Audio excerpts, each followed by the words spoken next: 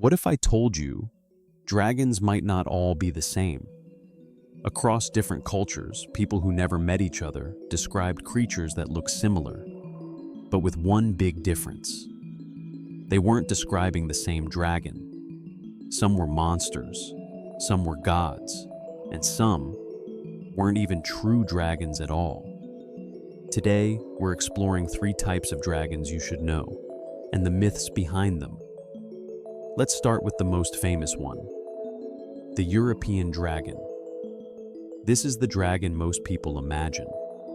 Massive wings, sharp claws, and the ability to breathe fire. In old legends, these dragons were symbols of destruction. In stories like Beowulf, dragons guarded treasure and burned entire villages. They weren't just creatures. They represented greed, chaos, and fear. In medieval Europe, dragons were often linked to evil. Heroes were expected to kill them, not understand them. But here's something interesting. Some historians believe dragon myths may have started from ancient fossil discoveries. Imagine finding giant bones buried underground, without knowing what dinosaurs were. To people back then, it didn't look like history. It looked like proof that monsters once existed. There's also another idea. Humans naturally fear snakes, predators, and large flying creatures. And the European dragon is basically a combination of all 3. So, in a way, this dragon might be built from our deepest fears.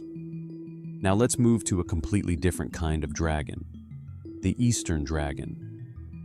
In places like China and Japan, dragons are not monsters. They are powerful, wise, and deeply respected. Unlike Western dragons, they don't breathe fire. Instead, they control water, rain, rivers, and storms. These dragons are often seen as protectors of nature. In ancient China, the dragon symbol was connected to the emperor. It represented power, balance, and good fortune. People didn't hunt these dragons, they honored them. In fact, Eastern dragons are closely tied to ideas of harmony, especially in traditional philosophies that emphasize balance in the universe. And just like in Europe, there are theories about their origin. Some believe they were inspired by real animals like large snakes, crocodiles, or even creatures seen in the ocean. But instead of fear, these dragons represent respect. They are not something to defeat, they are something to understand. Now for the third type, the one most people don't even realize is different. The wyvern. At first glance, it looks like a dragon, but it's actually a completely different creature. Wyverns have only 2 legs, not 4. Their wings act as their front limbs, and in many stories, they have a venomous tail. Unlike traditional dragons, wyverns are not usually magical or intelligent. They behave more like wild animals, fast, aggressive, and deadly. In medieval times, wyverns were often used as symbols of war and danger. You could even find them on shields and flags. Today, they appear in fantasy worlds like games and TV shows. But the key difference is simple. Dragons are often portrayed as thinking, powerful beings. Wyverns are predators, more realistic, more grounded, and in some ways, more believable.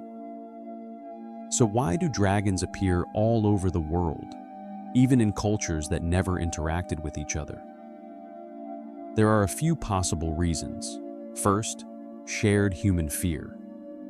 We evolved to fear certain creatures, and dragons combine many of them.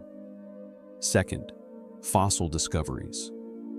Ancient people may have created stories to explain what they found. Third, natural events.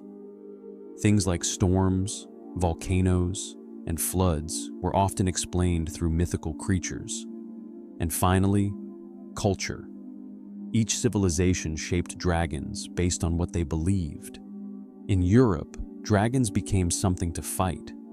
In East Asia, they became something to respect. Same idea, different meaning. So now you know, not all dragons are the same. Some destroy kingdoms, some protect the world, and some might not be dragons at all. But here's the real question. If dragons were real, which type do you think would actually exist? Let me know in the comments.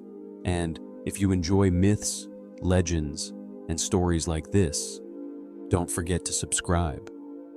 Because sometimes myth is closer to reality than we think.